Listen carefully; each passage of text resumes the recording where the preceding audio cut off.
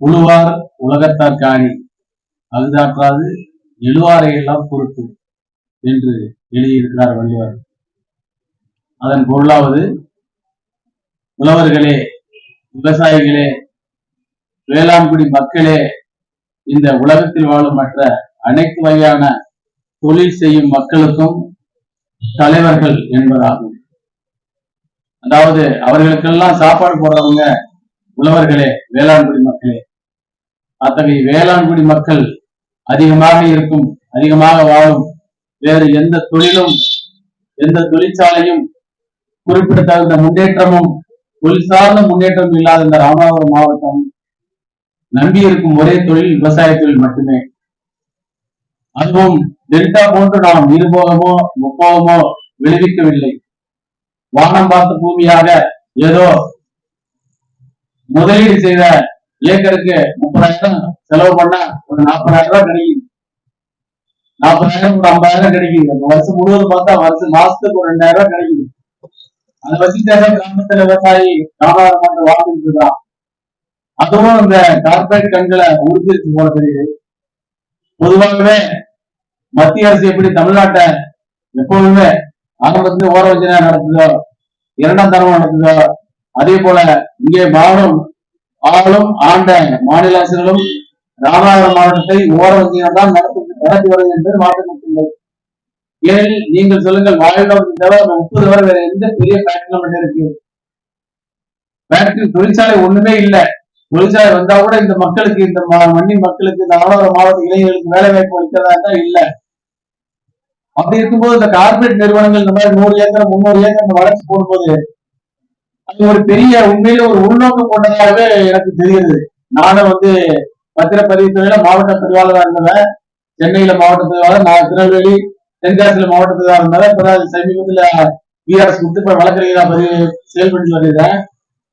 அப்ப சென்னையில இருக்கும்போது தெரியுங்க, ராமநாதபுரத்துல வடலூர் பக்கத்துல, இந்த நாகாட்சி பக்கத்துல 300 ஏக்கரு 200 ஏக்கரு, அல்ல இந்த பக்கம் கமுதி பக்கத்துல 200 ஏக்கர் 300 ஏக்கர் பவர் போறேன்னு சொல்லிட்டு என்னை அங்க அணுவாங்க.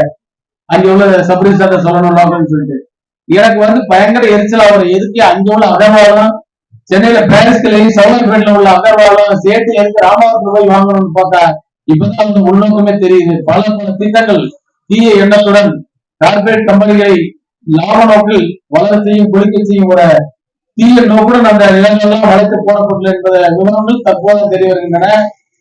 கமுதி அருகில், பாத்திரோடு அருகில், கோவலூர் அருகில் எல்லாம் சூரிய ஒளி மின்சாரம் தயாரிக்கும் ஆலைகள் 200 ஏக்கர் 300 ஏக்கர்களில் தற்போது தொடங்கப்பட்டு வருகின்றன. எந்த எதிர்ப்பும் இல்லை. அந்த 200 ஏக்கர் தவிர்த்து 10 கிலோமீட்டர் ரேடியஸ் சுற்றளவுக்கு நமக்கு வேற விவசாயம் பண்ண முடியாது. அப்ப மொத்தமாவே இந்த நிலங்கள்லாம் வரிக்கப்பட்டு கொண்டிருக்கும். இன்னும் பாத்தீங்கன்னா இது நம்ம தம்பி இளங்கசாமி பாண்டியன் அருமையான ஒரு முன்னெடுப்பு எடுத்திருக்கிறார். அவர் சொன்னது போல 2000 மீட்டர் 3000 மீட்டர்னா கற்பனை பண்ணி பாருங்க. 2 கிலோமீட்டர் 3 கிலோமீட்டர் 2 கிலோமீட்டர் இது வரைக்கும் நம்ம இது வரைக்கும் இருக்கு, சர்ச் வரைக்கும் இருக்கும்னு நினைக்கிறேன். 3 கிலோமீட்டர் சர்ச் வரைக்கும் இருக்கும், அதாவது ஹாஸ்பிட்டல் வரைக்கும் இருக்கு, ஜிஹெச் வரைக்கும். இந்த இது கீழே நோண்டுறான். அப்ப எந்த அளவுக்கு போகணும் பாருங்க. இதனால மண் வளம் பாதிக்கப்படும், நீர் வளம் பாதிக்கப்படும். அந்த மண்ணோட அடுக்கிலேயே பல மாற்றங்கள் ஏற்படும். நீங்க பாத்தீங்கன்னா இப்ப நம்ம இந்தோனேசியால எக்ஸ்பயர் சுனாமி வந்தது. ராமநாதபுரம் மாவட்டம் முழுக்க கடற்கரை ஓரத்தில் இருக்கு. ஆனா ஒரு பாதிப்பு கூட இல்ல. ஏன்னா சுற்றுச்சூழலுக்கும் அமைதியான ஒரு ஏரியா, ஒரு நல்ல பூர்வ ரீதியா, புவியியல் ரீதியா ஒரு நல்ல ஒரு அமைவிடம் ராமநாதபுரம் மாவட்டம். அதனாலதான் நம்ம மக்கள் நிறைய பேருக்கு பல வருஷம் வாழலாம், 90 வருஷம் 100 வருஷம். இப்பதான் மதுவாலை போதையால அடிமையாகி விபத்தாலேயே உடல் உறுப்புகள் செயலிழப்பாலை இறக்காத 100 வயசு வரைக்கும் இருப்பா ஒரு வெள்ளை. அந்த மாதிரி ஒரு சுற்றுச்சூழலுக்கு உகந்த ஒரு மாவட்டம் ராமநாதபுரம்.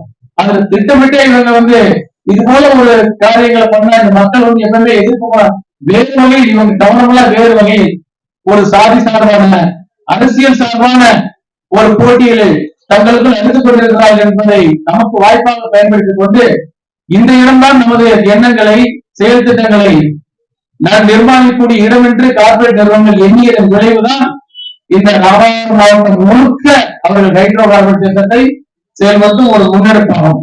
இதை சரியான நேரத்தில் தம்பி அழகசாமி பாண்டியன் முன்னெடுத்து இங்கே நாம் தமிழர் கட்சி, எஸ்டிபிஐ, இன்னும் உலக அமைப்புகள், மண் உரிமைக்கான அமைப்புகள், சமூக ஆர்வலர்கள், வழக்கறிஞர்கள், அறக்கட்டளைகள், பொதுநல சங்கங்கள் போன்ற இன்னும் பெயர் குறிப்பிடாத பல அமைப்புகள் இங்கே வந்துள்ளோம், கூடியுள்ளோம்.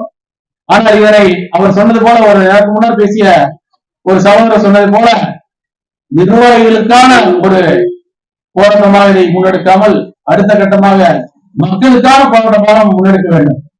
இங்கே ஒரு 100 கிராமங்களை நீங்கள் குறிப்பிட்டிருக்கிறீர்கள். நான் நிரந்தரமாக சென்னையில் வசிக்கிறேன். எனது சொந்த ஒரு சுற்றுவயல். 10 நாட்களுக்கு ஒருமுறை நான் வந்து செல்கின்றேன். ஆனால் மக்களின் பிரச்சனைகள் தெரியும், மக்களின் வாழ்வியல் எனக்கு தெரியும், நன்றாகவே தெரியும். அதனால் மக்களின் பிரச்சனையாக நம்ம எடுத்து செல்ல வேண்டும்.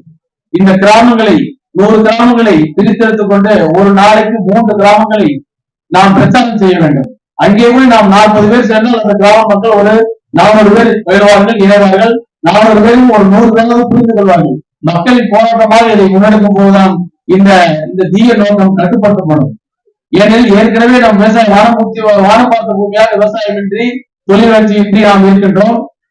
சைனாக்காரங்க வந்து இப்போதான் வந்து சைபர் வார், எப்படி பயோவார் நடத்தி வந்து கொரோனாவை நமக்கு செயற்கையா உருவாக்குறானோ அது மாதிரி வந்து இப்ப சைபர் வார் உருவாக்குறான். உத்தரகாண்ட், அங்க ஜம்மு காஷ்மீர் எல்லாம் பார்த்தீங்க, ஹிமாலயாஸ் ஒட்டி இருக்கிற ஸ்டேட்ஸ் எல்லாம் பாத்தீங்கன்னா செயற்கையா வெள்ளம் வரும். செயற்கையா வரும். உங்களுக்கு இது வெயில் அடிக்கும் போது வெள்ளம் வரும். அது மாதிரி ஜில்லுன்ற இடத்துல ரொம்ப ஜீவன் இருக்கும்போது -6 வரை கொண்டு போகலாம். அவன் வந்து செயற்கையா உருவாக்குறான். நம்மளோட டெக்னாலஜி சைனாக்காரன் வந்து 20 வருஷம் முன்னேறி இருக்கிறான். அடுத்து இப்போலாம் சமீபத்துல வந்து சைனால வந்து நடந்தது குளிர்கால ஒலிம்பிக். குளிர்கால ஒலிம்பிக் உங்களுக்கு தெரியும், விண்டர் சீசன் நமக்கு எப்படி இப்ப நவம்பர் டிசம்பர் தேவையில இருக்க போல அப்ப நடக்கும்போது மேல ஃபுல்லா மழை வர்றது மாதிரி வானம் அப்படி இருட்டாச்சு, மழை கொட்ட போகுது. ஆனா இவன் ரசாயனத்தை அடிச்சு மேல ரசாயன காற்று அடிச்சு அந்த மேலத்தை எல்லாம் கரைச்சு வேற பக்கம் போய் மழை பெய்ய அளவுக்கு கொண்டாடுறான். சோ அந்த ஒரு டெக்னாலஜி, அந்த ஒரு சிறுபுத்தித்தனமான ஒரு சைனா வந்து நம்ம ஸ்ரீலங்கால கால் ஓட்டிட்டான், லட்சத்தீவுல கால் ஓட்டிட்டான், சாரி மாலத்தீவுல கால் ஓட்டிட்டான். ஒரு பாதுகாப்பு கேந்திரமாக, இந்தியாவுக்கே ஒரு பாதுகாப்பு கேந்திரமாக இந்த ராமநாதபுரம் மாவட்டத்தில் பாதுகாப்பும் ஒரு புறம் கேள்விக்குறியாகிவிட்டது, மக்களின் வாழ்வாதாரமும் ஒரு பக்கம் பெரும் பிரச்சனைக்குள்ளாகிவிட்டது. இதுதான் இந்த நேரம் தான் நமக்கு சரியான ஒரு நேரம். நாம் இப்போது எதிர்ப்பை காட்டவில்லை என்றால் எப்போதும் நாம் அருமையாகவே இருக்க வேண்டும். இது ஒரு உறவிற்க நாம் அரசியல்வாதிகள், மக்கள் பிரதிநிதிகள் என்ன செய்து கொண்டிருக்கிறார்கள்? இதற்கான கூட்டல், இதற்கான முன்னெடுப்புகள், முன்னுரிமை நம்ம வைக்க வேண்டாமா? ராமநாதபுரம் அழிந்தே வரும் என்று சொல்ல வேண்டாமா? அவர்களும் இயற்கையை சுரண்டுவதும் மண்ணை திருடுவதும் மணலை கடத்துவதில் தான் அவர்கள் முழு மூச்சில் ஈடுபட்டுக் கொண்டிருக்கிறார்கள். இவற்றையும் நீங்கள் இந்த உழவர்களுக்கான அமைப்பு, மக்கள் மண் உரிமைக்கான அமைப்பு முன்னெடுக்க வேண்டும். எங்கெல்லாம் வைகையாரின் மணல் திருடப்படுகிறதோ அங்கேயும் நீங்கள் குரல் ஓட்டி வைக்க வேண்டும். இங்க இருக்க காவலர்களெல்லாம் தெரியும், காவல்துறைக்கு தெரியாமல் எந்த கடத்தலும் எந்த குற்றமும் நடைபெறாது. ஆகவே காவல்துறையின் கையில் கட்டப்பட்டு அங்கே இயற்கை வளம் சுரண்டப்படுகிறது. அதற்கும் நீங்கள் ஒரு அமைப்பாக செல்ல வேண்டும். இந்த அமைப்பு உலக சார்ந்த ராமநாதபுரம் மக்கள் சார்ந்த பிரச்சனைகள் அனைவற்றும் ஒருமித்த கருத்தாய் எல்லா இடத்திலும் ஒழிக்க வேண்டும் என்பது எனது முக்கியமான கோரிக்கையாகும். அடுத்த கட்டமாக இன்னொரு சொல்ல, ஒரு பக்கம் கார்பரேட் கம்பெனி, அது வந்து வெறுமனே கார்பரேட் இல்ல, இது வெளிநாட்டோட கார்பரேட் கம்பெனி. இங்க உள்ள கார்பரேட் கம்பெனி பெயர் சொல்லக்கூடாது. இங்க உள்ள கார்பரேட் கம்பெனிக்காக வெளிநாட்டுல எல்லாம் போயிட்டு அங்க சுரங்க அமைக்கிறது, அவனோட ஒரு தொழில் சார்ந்த ஒரு MOU, ஒரு புரிந்துணர்வு ஒப்பந்தம் போட்டு தொழில் பண்றது. இப்ப 5000 கோடி 10,000 கோடி 20,000 கோடி இன்வெஸ்ட் பண்றது. அவனுக்காக அந்த நாட்டுக்காரனுக்கு இவன் பிரதிபலமா செயல்படுறதா அந்த கார்பரேட் கம்பெனிங்க. இந்த கார்பரேட் கம்பெனியோட கைக்கூலிகளா, அறிவறிகளா இங்க உள்ள சில தமிழ்நாட்டுல கூடாது, ஒரு சில பேர் இருக்கலாம். இங்க உள்ளவங்க நமக்கு பாடம், அந்த கிராமத்துல உள்ள 40,000 50,000 ஒரு ஏக்கர் 2 ஏக்கர் வாங்கிட்டு கார்பரேட் கம்பெனில மொத்தமா நம்ம சேல் பண்றோம். ஏன் சேல் பண்றோம்? அந்த 40,000 என்ன பண்ண முடியும்? அப்படியே கடந்து போடுறோம். உங்களுக்கு பணம் வேணா நீங்க இருக்கிற வீட்டை வித்துக்கலாம். வீட்டை வித்துட்டு உங்களுக்கு 4 ஏக்கர் வித்துருக்கீங்களா, 4 லட்சம் ரூபாய் விற்க போறேன். 4 ஏக்கர்ல போய் ஒரு வீட்டை கட்டி 5 மணி விவசாயம் பண்ணிட்டு முடியாது. நிலத்தை வித்தா வெளியே வாங்க முடியாது. நண்பர்களே, உறவினர்களே, விவசாய பெருங்குடி மக்களே, நிலத்தை விற்றோம் என்றால் மீண்டும் ஒவ்வொருவரும் உங்களிடம் வாங்கினார்கள். கார்பரேட் கம்பெனிகள் நீங்கள் 300 ஏக்கரை 300 பேர் சேர்ந்து 1 ஏக்கரை விட்டு விட்டீர்கள் என்றால் எப்பொழுதும் உங்கள் கேட்டு திரும்ப வராது. உங்கள் பரம்பரைக்கு அந்த நிலம் கிடைக்காது. நாமெல்லாம் தைரியமாக நெஞ்சை தூக்கி நின்றோம் என்றால் சகோதரர் சொன்னது போல ஒவ்வொருவருக்கும் குறைந்தது 2 ஏக்கராவது நிலம் இருக்கும். நில சோழர்கள் நிலம் 2 ஏக்கரை பண்படுத்தி பதப்படுத்தி விவசாயத்தால் நமக்கு போதுமான வேலை இருக்கு. அந்த நிலத்தை இழந்தவன் ஒருபோதும் தனது அடையாளத்தை இழந்தவனாக கருதப்படுவான். ஆகவே அந்த நிலத்தை ஒருபோதும் யாருக்கும் பொறுப்பாக கார்பரேட் கம்பெனிக்கு விற்காதீர்கள். தேவையில் உங்கள் உறவினர் 10 வயசாளர்கள் நீங்கள் அவர் விவசாயம் பண்ணுவார், நிலத்தை பார்ப்பார், அவருக்கு கஷ்டப்படும் போது நான் நல்லா இருக்கும்போது திரும்ப கூட வாங்கிக்கொள்ளும் வாய்ப்புகள் வருமானால் கார்பரேட்டுக்கு ஒருபோது நிலத்தை விற்காதீர்கள். அடுத்ததாக அரசு பல்வேறு சட்டத்திட்டங்களை கொண்டு அந்த அங்கீகாரம் இல்லாத மனைகளை பதிவு செய்யக்கூடாது என்று ஒரு சட்டத்தை கொண்டு வந்திருக்கிறார்கள், நடைமுறைப்படுத்தப்பட்டுள்ளது. இங்கெல்லாம் ரியல் எஸ்டேட்காரர்கள் அனுமதியற்ற மனையை சின்ன சின்ன ஒரு விவசாய நிலத்தான் தூண்டுதான் வித்துட்டு வந்து அப்படி எப்படி தரிசு நிலமா கிடக்கிறது. உண்மையிலே ரொம்ப பாக்குறதுக்கு ரொம்ப வருத்தமா இருக்கிறது. பக்கம் டெல்டா பக்கம் திருச்சி பக்கம் பார்த்தா பச்சை பசை எங்க பார்த்தாலும் இங்கெல்லாம் தருவனம் இது தனியார் கட்டாதரியாக கிடக்கிறத பார்த்தா ரொம்ப இதா இருக்கு. அதனால நீங்க ரியல் எஸ்டேட் பண்றவங்க அன்னபூர்வம் பண்றீங்க இந்த இயக்கம் உங்களுக்கு வந்து எல்லாம் சர்ப்ரைஸா இருக்கும். சரி, நம்ம ராமநாடு டிஸ்ட்ரிக்ட்ல ஒரு 8-9 சர்ப்ரைஸா இருக்கு. உங்க லெட்டர் கெட்ல மாதிரி எனக்கு என் நாளைக்கு வருது. உங்க லெட்டர் கெட்ல ஸ்ட்ரிக்டா வந்து அன்னபூர்வம் பதிவு பண்ணக்கூடாதுன்னு சட்டம் வந்துருச்சு. ஹைகோர்ட் ஆர்டர் போட்டுச்சு யாராவது கேஸ்ல. அதனால சப்ளைஸ்ல யாருமே அன்னபூர்வம் வந்து ரீசீவ் பண்ணக்கூடாது.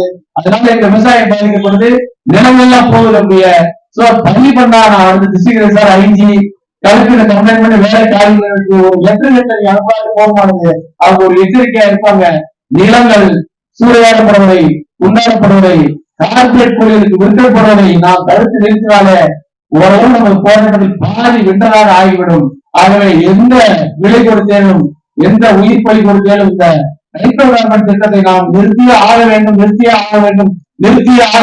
கூறி வாய்ப்புக்கு நன்றி விடைபெறுகிறேன். நன்றி.